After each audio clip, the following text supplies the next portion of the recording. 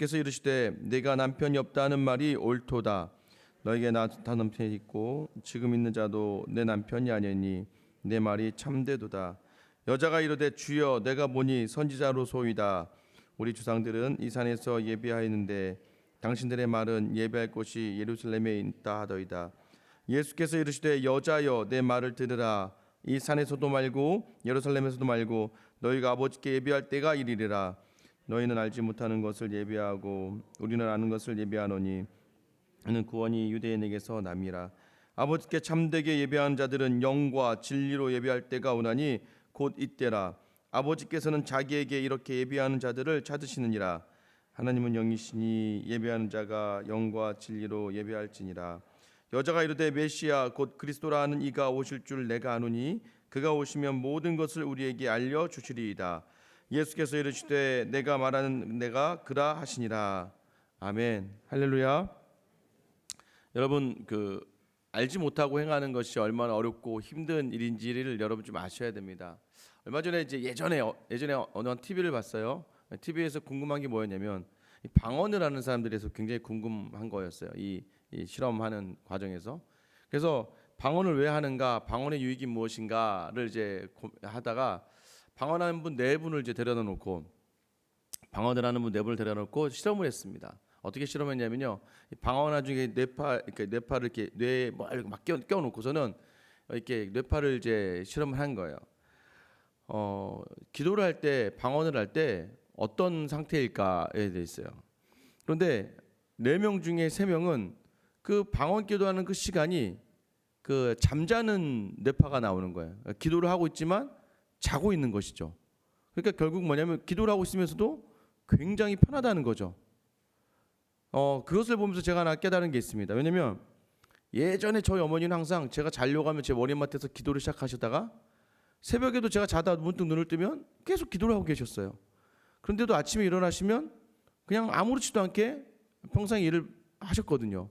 그래서 어머니한테 제가 여쭤본 적이 있어요. 왜 어머니 그렇게 하면 피곤하지 않냐? 좀 자야 되지 않냐? 본인은 그것이 자는 것 같다라고 말씀하시더라고요. 근데 그 프로그램 보면서 제가 좀 이해가 됐습니다. 저 사람은 지금 기도를 하고 있는 건데 자고 있는 거구나. 영이 기도를 해서 그 시간이 굉장히 편안하게. 그러니까 방언의 은사 중에 하나가, 은사의 그 유익 중에 하나는 기도를 오래도록 피곤함 없이 할 수 있는 은사가 주어졌다는 것이죠.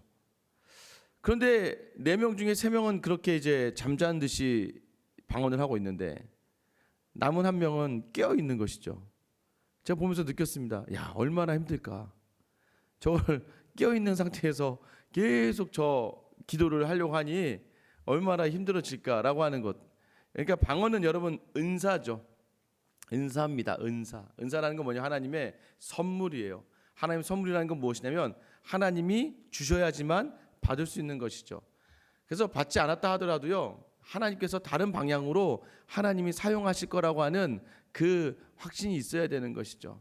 모든 이들이 다 그 방언을 해야지만 구원을 받았다. 이것이 사실은 순복음계열, 더 나아가서는 순복음계열 비슷한 이단 쪽에서 나오는 이야기입니다. 방언 받지 않으면 너는 성령 받지 않은 것이다. 여러분, 성령이 무엇입니까? 성령이 한 역할을 잘 이해하지 못하기 때문입니다. 성령이 방언을 하기 위해 주어진 것이 아니라 성령은 오늘 우리가 읽은 말씀인데요. 성령은요, 우리로 하여금 예배하기 위해서 주어진 것이지 방언만을 위해서만 주어진 것이 아니라는 것이죠. 그런데 예배하다 보니까 기도라는 필요한 요소가 있는데 그 기도하는 요소에 특별히 너에게 은사를 주어서 너를 교회를 위하여 공동체를 위하여 기도하는 사람으로 특별하게 내가 너를 생각하며 세울게. 반대로 한번 얘기해 볼게요. 서울에 있는 어떤 이단 종파에 있는 교회가 있었습니다. 제가 어떻게 하다 보니까 외가 친척 모임, 아내의 친척 모임에 갔다가 보니까 그곳에 그 이단 교회 수석 부목사님을 하시는 분이 오신 거예요. 근데 저를 갑자기 딱 보시더니, 그때 제가 막 전도사였을 때인데, 성경을 100독 이상 하지 않으면 설교할 생각을 하지 말라는 거예요. 성경을 100독 하지 않고 성경을 보면서 깨닫지 않으면 설교하지 말아라. 이거는 설교하면 안 된다. 그런 설교자들, 물론 어떤 의도인지 알겠지만 굳이 우리가 정해야 됩니까? 그리고 또 저에게도 이야기하신 게 뭐냐면, 방언을 하지 않고가 또 거기 들어가더라고요. 그러니까 성경을 100번 읽지 않았고 방언을 하지 못하면 너는 구원받은 것이 아니다. 그러니 설교해서 안 된다라고 저에게 얘기하시더라고요. 물론 그분하고 제가 뭐 그 어르신이니까 싸울 수는 없고, 여러분 성경도요. 여러분 저에게 주신 은사가, 제가 특별히 저에게 주신 은사를 구별하자면, 저는 말씀을 읽을 때는 정말 시간 가는 줄을 모릅니다. 말씀을 읽을 때는 아무리 말씀을 봐도 지루하지가 않습니다. 언제든지 성경만 가지고 뭐 외딴 섬에 갇혀 있다고 하더라도 아마 그 시간만으로도 저는 즐거울 수 있을 정도로 성경을 보는 유익이 저에게 있습니다. 근데 어떤 분들은 잠을 자기 위해서 성경책을 보시잖아요. 이거 잠이 안 오네, 큰일 났네, 성경책을 읽고 자야겠다, 성경책을 펴시는 분도 있잖아요. 뭐냐면 제가 말씀을 보는 것도 저에게 주신 은사라는 거예요. 은사는 무엇입니까? 예배하는 데 있어서 조금 더 제가 한 부분에 있어서 역할을 감당해내는 거예요. 교회는 무엇입니까? 여러분, 교회는 무엇이에요? 이 건물이 교회인가요? 이 건물 아니에요. 교회는 성도들의 모임이죠. 그래서 우리가 예배를 드릴 때는 함께 모여 공동체로 교회로 예배 드린다는 얘기는 이 교회 건물 안에 들어와서 예배 드린다는 걸 얘기하는 게 아니라, 각 성도에게 주어진 은사들이 있습니다. 각양각색의 은사들이 있어요. 그 은사들이 한데 어울려서 하나님 주신 선물들을 마음껏, 그래서 우리가 이 어제 읽었던 말씀 중에 하나님의, 예수님이 이렇게 10절에 이렇게 얘기하죠. 하나님의 선물이다. 그래서 뭐라고 얘기합니까? 네가 하나님의 선물이 나라는 걸 알았으면, 그래서 네가 지금 물 달라고 하는 이가 그라는 걸 알았더라면 네가 구하였을 것이고 내가 너에게 생수를 주었을 것인데, 생수 줄 수 있는 것인데라고 얘기하죠. 그러니까 선물을 받은 모든 사람들이 모여서, 어떤 사람은 찬양으로, 어떤 사람은 말씀으로, 심지어 어떤 사람은 관계적인 은사로, 어떤 사람은 기도하는 은사로, 이 은사가 어우러져서, 야, 참 대단하다, 너를 보내신 하나님, 야, 당신을 부르신 하나님, 야, 당신과 함께 하신 예수 그리스도를 찬양과 기도와 관계와 교제와 애찬과 성찬의 모든 요소를 통해서 하나님께 나아가는 그 예배를 원하시기 위하여 하나님이 교회를 부르셨기 때문에 우리가 모여서 예배한다는 얘기는 성도가 모여서 한 교회에서 예배드린다는 것이죠. 그래서 교회는 건물이 아닙니다. 이런 것들이 모르고 이런 것들이 빠져버리면 오늘 어떤 일이 일어납니까? 너 방언 안 하는구나. 방언 안 하면 넌 구원받은 거 아니야. 이 말씀을 못 깨달아 지금? 제가 여러분에게 이렇게 이 말씀이 무슨 말인지 모르겠어 지금? 그럼 구원받은 거 아니야 라고 얘기한다면, 그건 굉장히 교만하고 굉장히 자만한 생각이죠. 이거 찬양을 못해? 어떻게 찬양을 못할 수가 있어? 너 교회를 모르는구나. 여러분, 요한복음 3장에 나온 니고데모는 이걸 다 가진 사람이었다고요. 요한복음 3장에 나왔던 우리가 읽었던 4장 전에 니고데모는 이 유대의 율법사였고 말씀에 대해서 통달하였고 그 성경을 가르쳤고, 또 그는 바리새인의 높은 관직이 있었고 많은 재물이 있었고, 그는 누가 봐도 유대인 중에 사람들이 볼 때는 저 사람이야말로 구원받은 사람이라고 할 수 있을 모든 자격이 갖추어졌는데도 불구하고 예수님은 그에게는 절대 그 계시가, 나중에 니고데모가 예수님이 죽은 다음에 깨닫죠. 온전하게 깨닫고 담대하게 주님의 시체를 바를 유향과 모략을 준비하죠. 그러나 지금은 아니라는 것이죠. 누구에게? 지금은 4장에 사마리아의 수가성의 이 여인에게 예수님은 자신이 먼저 다가오셔서 자신을 드러내시는 거죠. 이것이 우리에게 주시는 의미가 무엇이 있습니까? 예배는요, 내가 드리고자 해서 드려질 수 있는 것이 아니라는 겁니다. 또 예배는요, 하나님이 영을 부어줘서만 드려질 수 있는 것이 아니라는 거예요. 무엇이냐면 예배는요, 이 순서가 바뀝니다. 영이 부어지고, 그 영이 부어진 상태에서 내가 인격적으로 하나님께 나아가고, 이 인격적으로 나아가기 위해서 필요한 게 뭔지 아십니까? 우리는 하나님께 나아가기 위해서 하나님은 거룩하신 분이기 때문에 하나님 앞에서 굉장히 부패하고 타락하고 하나님 앞에서 거룩하지 않은 자들이 나가면 어떤 일이 일어납니까? 죽어요. 하나님께서 그걸 원치 않으시는 거예요. 그래서 하나님 우리 보고 거룩하라 얘기하는 거 뭐냐면, 내가 너를 죽이고 싶지 않아. 너 나한테 나면 너 죽는 거야. 그러니까 네가 거룩해져야 돼. 이 거룩해서 나와 함께 교제할 수 있는 거야. 왜냐하면 하나님 거룩하신 분이셔서요. 거룩하지 않은 사람이 하나님께 나아가면 죽고 말거든요. 하나님 우리를 죽이려고 하시는 분이 아니라 우리를 살리고 싶으셔서 거룩해야 된다고 얘기하는 거예요. 거룩으로 나아가는 첫 번째가 뭐였습니까? 바로 영이 오시면 우리 안에 어떤 일이 일어납니까? 회개가 부어지는 거예요. 회개가. 그래서 하나님께 예배하고 나아갈 때요, 진정한 예배 가운데에는 회개가 넘쳐나는 거예요. 그 회개할 때 여러분 진정한, 그래서 은혜 받았다는 게 무엇입니까? 은혜 받았다는 게 눈물을 쭉 흘려내는 게 은혜 받은 건가요? 아니요, 저는 믿지 않습니다. 아무리 예배 가운데 눈물을 흘리시고 막 하나님 앞에 막 통곡을 하고 하는 부분이 있지만, 그러나 그 정확한 눈물의 의미를 알아야 돼요. 여러분 영화관 가서도 그 정도면 은혜 받을 수 있습니다. 드라마를 보셔도 여러분 그 정도 은혜 받을 수 있어요. 내가 잘못 살았어. 나도 저렇게 살았는데, 드라마의 주인공을 보면서 저 딸은 왜 저렇게 엄마를 힘들게 하니, 나의 모습 같아 눈물 흘리는 건 드라마를 보면서도 할 수 있다고요. 그런데 정말 예배드린다는 건 뭐냐면, 그 말씀이 내게 임하고 성령이 내게 임하면서 내 안에는 죄악된 모습들이 확 찔려져 오고, 그 모습이 잘못되었구나를 하나님 앞에서 절실하게 회개할 때, 회개함을 통하여 하나님께 거룩해진 상황으로 나아갈 때, 하나님은 그 성도와 만남하시고 만나는 그 장소가 바로 예배의 장소라는 것입니다. 그래서 알아야 되는 거죠. 예수님께서 그것을 위해서 이 사마리아 여인에게 왔어요. 오셔서요 말씀하셨어요. 내가 너에게 생수를 줄게. 이 생수를 마시면 목마르지 않을 거야. 너에게서 영생이 솟아나서 생명 샘물을 이루게 될 거야 라고 얘기했습니다. 근데 이 여인이요, 하나 아직까지 깨닫지 못하는 게 무엇입니까? 예수님을 알지 못해요. 그래서 뭐라고 이해합니까? 오늘 15절 말씀에 주여 그런 물을 내게 주사 목마르지 않고 또 여기 물 기르러 오지도 않게 하옵소서. 이 표현을 제가 이제 어떤 목사님 이렇게 하시더라고요. 이런 뉘앙스로 얘기하시더라고요. 주님, 그러면 그거 내게 줘서 목마르지 좀 않게 해주십시오. 어떤 뉘앙스인지 아시겠어요? 주여 그 물을 제게 주셔서 목마르지 않게 하옵소서, 이게 아니고요. 그럼 주님 그것도 어떻게 줘보세요. 줘보시면 제가 나한테 한번 그렇게 한번 해보세요. 여인이 지금 이렇게 뉘앙스로 이야기하고 있는 거예요. 말은 주님이지만 그럼 나한테 한번 줘보세요 라고 얘기하는 겁니다. 차가운 반응이에요. 그런데 예수님이 그 차가운 반응을 아시자마자 바로 이 여인에게 그 아킬레스건을 딱 찌르십니다. 무엇입니까? 야, 네 남편 데려와봐. 그러니까 대화가요, 약간 예수님과 이 여인의 대화가요, 그 우리가 알고 있는데 논리적인 대화로 가진 않아요. 여인이요, 예수님이 얘기하잖아요. 물 달라 했더니 여인이 왜 갑자기 유대인이 사마리아인한테 물 달라고 합니까? 왜 이런 경우 없는데? 라고 하고 나자 예수님께서 야, 내가 누구인 줄 알았더라면 네가 나에게 구할 거야. 나는 생수 줄 수 있는 사람이야. 나에게 영생을 쏟아낸 샘물을 받을 수 있어 라고 갑자기 여인 또 뭐라고 얘기해요? 한번 줘보세요 라고 하니까, 그래? 그럼 네 남편 데리고 와. 이게 대화가 무슨 말인지 하나도 모르겠죠. 무엇입니까? 지금 이 예수님은요, 이 여인에게 자신을 알리기 위한 질문을 하시는 거예요. 너 남편 데리고 와봐 라고 얘기했더니 이 여인이 뭐라고 얘기합니까? 남편 없는데요. 그래서 예수님이 거기서 그 여인의 전곡을 찌르시죠. 맞다 그래. 네가 5 남편이 있었지. 남편이 5이 있었지. 근데 지금 사는 6째 남자도 네 남편이 아니지. 그러니까 네가 지금 말하는 것이 참되구나 라고 얘기하죠. 자, 약간은 신령한, 약간은 특별한 체험을 하게 합니다. 어떻게 알았지 이걸? 그러니 여인이 갑자기 내 인생을 어떻게 알았지?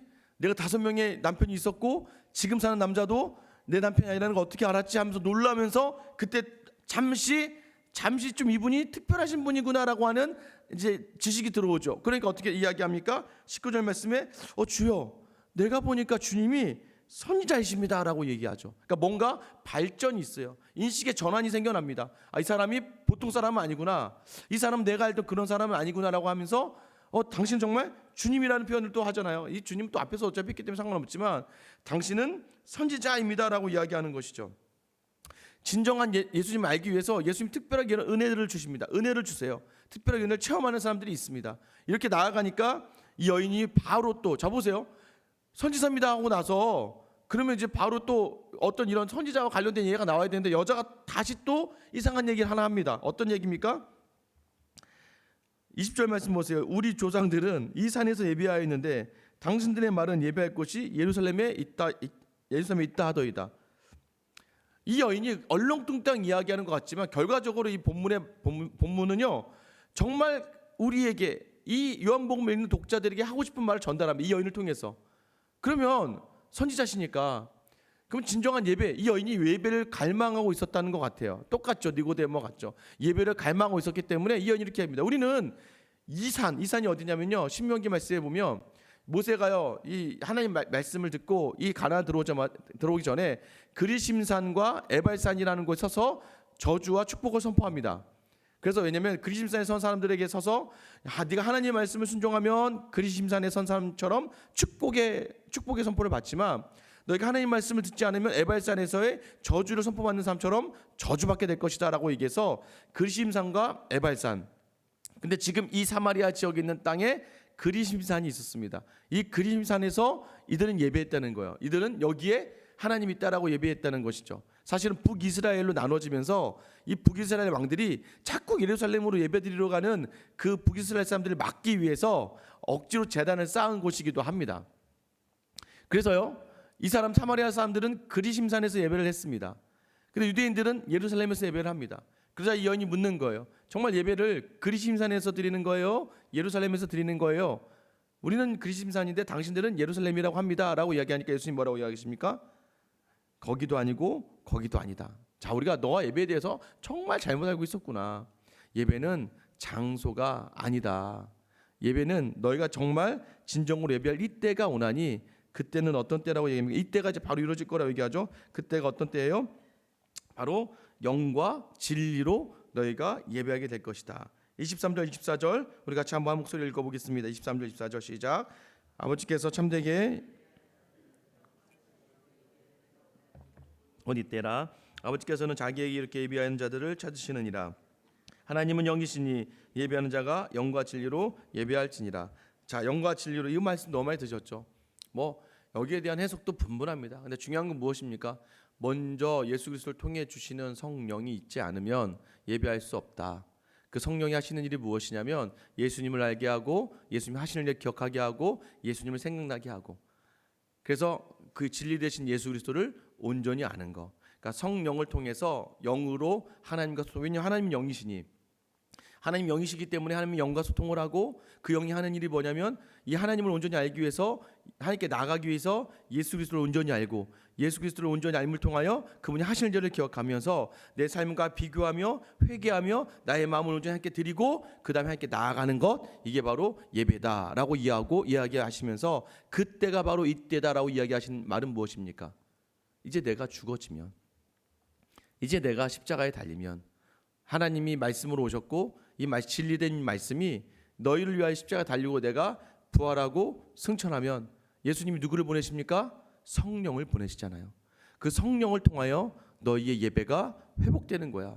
그 예배를 통하여 너희가 자복하고 회개하며 주께 나와 예수 그리스도 온전히 알고 예수를 하시는 온전히 알았을 때 하나님을 제대로 알게 되는 거야. 그 진정한 예배가 너희에게 주어지는 거야 라고 이야기하시는 거예요. 그래서 결과적으로 무엇입니까?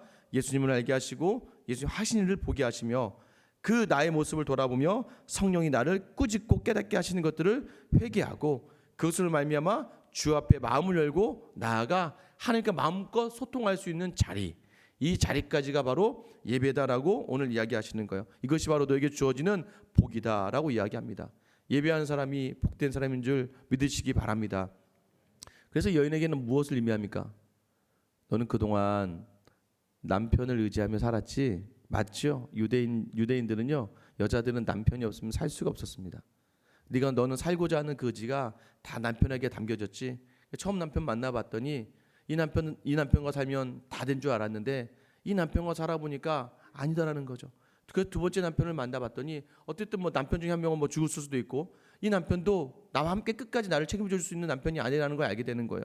세 번째 남편을 만나봤어요. 이 남편도 마찬가지예요. 다섯 번째 남편까지 만나봤는데도 불구하고 내 것이 채워지지 않다. 그 당시에 살기 위해서, 그 당시에 누리기 위하여 여자에게 가장 좋은 복은 남편을 잘 만나는 거였어요. 그런데도 불구하고 그 남편을 잘 만났다고 생각했는데 불구하고 5명이나 만나봤는데 그 5명 모두가 자기에게 온전한 만족을 주지 못했어요. 그래서요, 6번째 남자도 만나봤는데 지금 살고 있는 남자가 6번째 남자인데도 그 6번째 남자도 자신에게 만족을 주지 못했고 오히려 자신은 6번째 남자를 만나면서 그 동네 사람들에게 수치를 당했어요. 그 동네 사람들에게 조롱을 받았어요. 여러분, 한 동네예요. 그 동네 남자 6명 만난 여자가 있다고 생각해 보십시오. 아마 이 크지 않은 도시에서도요, 야, 저 여자가 이 동네 남자 6명하고 남자 결혼을 했대. 얼마나 수치스럽고 얼마나 모욕적이겠습니까? 그러니까 남들이 오지 못하는 시간에 물을 기르러 오는 것이죠. 무엇입니까? 그 세상에 의지할 것들을 그렇게 찾아 헤매고 그렇게 찾아 헤매서 너는 온전하게 그 인생이 평안을 누리고 축복을 누릴 거라 생각했으나 아니죠. 아니다. 진짜 예배, 그 여인도 알았다는 거예요. 정말 예배만이 살 길인데 그 예배가 어떻게 들어질지 모르는 거죠. 그래서 예수님께서 그 예배는 누구로 인하여? 오늘 여러분 참 의미 있지 않습니까? 7번째로 그 여인 앞에 서서 자신을 드러내시는 예수 그리스도를 통해서만 온전한 예배가 회복이 되고 온전한 평강과 온전한 기쁨이 회복된다는 걸 예수님이 말씀해 주시는 거예요. 그래서 우리가 세상을 쫓아나가는 것이 우리에게 유익을 주는 삶이 아니라 우리 안에 담겨져 있는 예수 그리스도를 온전히 품고 살아가는 삶, 예배하는 삶으로 살아가는 사람이 온전하게 이 땅에서 하나님이 우리에게 허락하신 하나님의 나라를 마음껏 누릴 수 있다는 것을 말씀해 주시기 위하여 예배하는 삶의 복을 오늘 우리에게 계시해 주시는 것입니다. 사랑하는 성도 여러분, 또 무엇을 의지하고 있습니까? 이 예수가 우리 안에 있는데 우리에게 주인 되신 예수님 우리 안에 계셔서 성령을 부어주셨고 그 성령을 통해 예수님을 온전히 알고 그 예수님을 아니까, 십자가 예수님을 아니까 오늘 나의 하루의 삶의 고통과 아픔과 그런 어려움들이요 예수 그리스도의 십자가 앞에서 다 소멸되어져 버리는 거예요. 또 그리스도를 아니까 내 힘으로 하려고 했던 모든 일들이요 하나님께 의지하였던 예수 그리스도를 바라보면서 내 힘으로 하려고 했던 모든 것들을 회개하고 자복하며 겸손함으로 나아가는 거예요. 또 그리스도를 아니까 이 땅의 것들을 추구하면서 이 땅의 것들을 붙들었던 나의 모든 삶이 허무하다는 걸 아는 거예요. 우리의 삶이 이 땅에 있지 않고 하늘나라에 있다는 것을 알게 되면서 하나님의 나라를 온전히 바라봄으로 말미암아 오늘 이 땅의 모든 것들을 내려놓고 포기해도 정말 아깝지 않고 정말 부족하지 않고 정말 없지 않다는 걸 알게 되면서 진정한 우리 안에 예배가 회복되어서 영생의 기쁨들, 천국의 기쁨들, 하나님의 기쁨들을 맛보아 알게 되는 것입니다. 오늘 여러분에게 이런 은혜의 길을 축원합니다. 여러분의 자녀와 여러분의 가정과 직장과 만나는 사람들 속에서 진정한 예배가 무엇입니까? 삶을 통한 예배죠. 여러분, 가인과 아벨, 왜 가인의 제사는 받지 않고 아벨의 제사만 받았습니까? 하나님이 양고기를 좋아하십니까? 양이라서 고기 좋아하셔서 이 아벨의 제사를 받으신 거예요? 아니에요. 성경에 반드시 기록되어져 있습니다. 뭐라고 기록되어져 있습니까? 가인과 가인의 제사를 받지 않았어요. 그러나 아벨과 아벨의 제사를 받았다고 이야기합니다. 무엇입니까? 이 제사는 무엇이라는 거예요? 그가 드려지는 제물만 받는 것이 아니라 그 삶 자체를 받으신다는 거예요. 가인의 삶 자체를, 아벨의 삶 자체를. 그러니까 가인의 삶 자체가 여러분 아벨의 이름의 뜻이 뭔지 아세요? 허무하다, 야 이거 쓸데없는 일이다 라는 거예요. 뭐예요? 가인을 낳고 나니까 절망이 온 거예요. 가인 낳고 가인 자라는 걸 보니까 아담과 하와 인생이 볼 땐 야 인간이 이런 거구나, 아이가 이런 거구나, 기대해봤자 상처 주고 무너지게 하는 존재구나를 깨닫고 아벨의 뜻을 절망이다, 허무하다라는 이름을 지어지게 되는 거예요. 무엇입니까? 예배는 무엇이에요? 삶으로 드려지는 거예요. 그 삶을 하나님이 받으시는 거예요.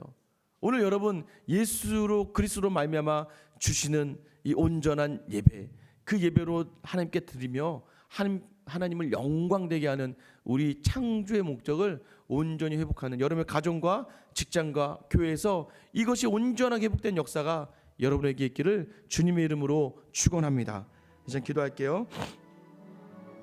이 시간 하나님께 기도하셨으면 좋겠습니다. 주님, 영과 진리로 예배게 하여 주시옵소서. 내게 주신 그 예수 그리스도의 영이 나의 마음에 오늘 임재하셔서 나의 마음을 만져주시고 예수 그리스도를 온전히 하는 진리로 나아가 하나님을 영과 진리로 예배하는 귀한 하루가 우리에게 있게 하여 달라고 여러분 간절히 기도하셔서 내 삶이 천국을 누리고 하나님의 나라를 누리게 하여 주시옵소서. 이런 기도로 나아가는 여러분 되시고요. 또 하나는 이 생수양교회가 영과 진리로 기도하는 하나님의 성도들이 모여서 예배가 회복되고 이 회복된 예배로 말미암아 주님이 원하시는 부흥의 역사가 이 교회 가운데 있게 해달라고 여러분 기도해 주셨으면 좋겠습니다. 선교사님을 기도하실 때는 탄자니아에서 수고하시는 선교사님, 정혜서 선교사님 위해서 기도하셨으면 좋겠습니다. 대통령이 바뀌고 선교사들을 알게 모르게 탄압하려고 하고 선교사들을 막으려고 합니다. 이제 비자 신청을 했습니다. 이 비자 신청이 잘 되어야 또 그곳에서 어려운 가정의 아이들을 돌보며 믿음으로 그 아이들을 이끌어내는데 하나님이 비자 문제가 해결될 수 있게 해달라고 오늘 시간 나와 교회와 선교사님을 놓고 같이 주님 한번 부르며 기도하겠습니다. 주여, 하나님